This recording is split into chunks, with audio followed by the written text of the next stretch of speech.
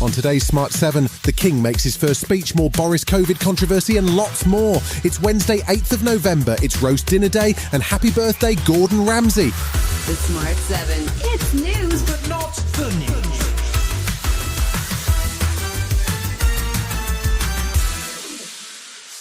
Tuesday saw King Charles make his first official King's speech to formally open Parliament for the new session and lay out the government's legislative agenda. This was the first King's speech in 70 years, and it was also Rishi Sunak's first as Prime Minister. The speech laid out various policy and legislative plans for the government, with law and order the main theme. There was an awkward moment, though, as King Charles, a lifelong environmental campaigner, had to announce the government's plans to drill for more oil and gas. This bill will support the future licensing of new oil and gas fields, helping the country to transition to net zero by 2050 without adding undue burdens on households. There were a number of promised pledges missing, with no sign of the promise to ban conversion therapy, and there was also no sign of Suella's promise to make handing out tents to homeless people a civil offence. There was more detail, though, on the government's plan to gradually ban smoking. My government will introduce legislation to create a smoke-free generation by restricting the sale of tobacco so that children currently aged 14 or younger can never be sold cigarettes.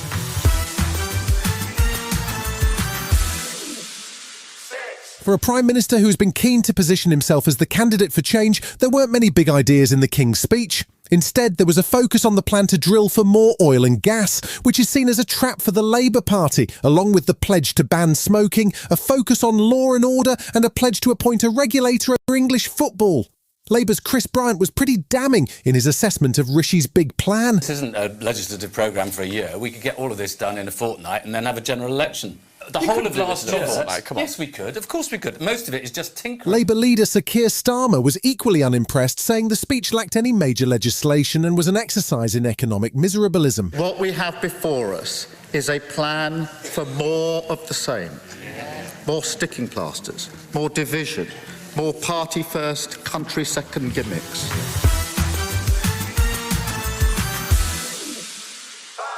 Israeli forces were fighting in the heart of Gaza City on Tuesday night, according to Major General Yaron Finkelman of the IDF's Southern Command. He said they are continuing to destroy Hamas command centres, tunnels and weapons, but that this difficult war unfortunately has its costs. Those costs include over 10,000 civilian casualties so far, while the UN and World Health Organization continue to call for a humanitarian ceasefire as food and water supplies run dangerously low. UN Secretary-General Antonio Guterres had a grim warning for the world. Gaza is becoming a graveyard for children. We must act now to find a way out of this brutal, awful, agonizing dead end of destruction, to help end the pain and suffering, and to help pave the way to peace. There are plans for further protests in London on Saturday, which is also Armistice Day, but the Met Police have resisted calls for the protest to be banned. Labour's Pat McFadden says Armistice Day should be respected. No demonstration should take place near these events or really around the time of them. Anybody planning a march has to show respect for this important moment for the nation.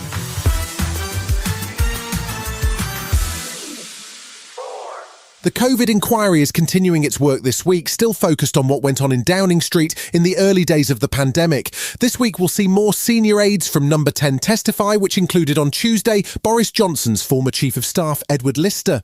The inquiry also heard messages from senior civil service figures who described those working in Downing Street as mad, poisonous and unfit to run the country.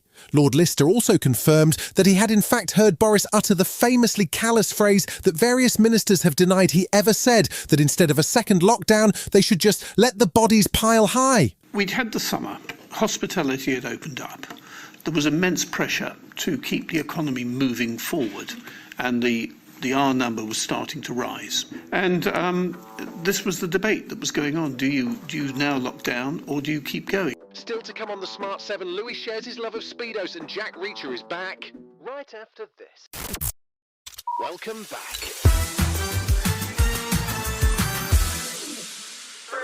Tuesday night saw Champions League action with Man City facing Swiss side Young Boys, Celtic travelling to Spain to face Atletico, and Newcastle in Germany to face Dortmund in an early kick-off. Celtic lost in Spain, while Man City won comfortably and are now in the last 16 after just 4 games.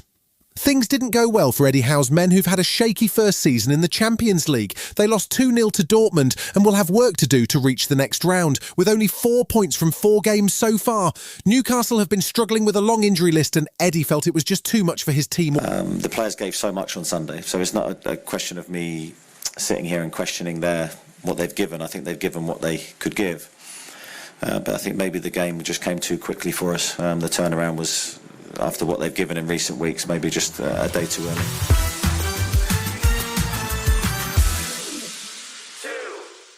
Louis Theroux was back on the telly on Tuesday. He's got a new series just called Louis Theroux Interviews on BBC Two.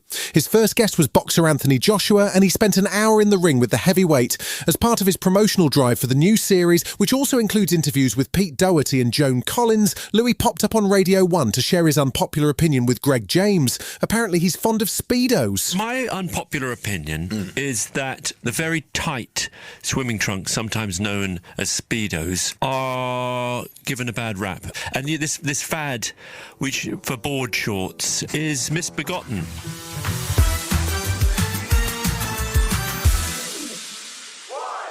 There's good news for fans of airport thrillers. Jack Reacher is back. The Reacher novels, written by Lee Child, have sold millions and been turned into a movie with Tom Cruise, and more recently a TV show. Now season 2 of the action-adventure is heading to Amazon Prime Video, and this time Reacher is back with his military buddies trying to solve a murder. Alan Ritchson returns as the unstoppable Reacher, and new episodes drop from December 15th. You referred to these special investigators as your team, and now they're all in trouble.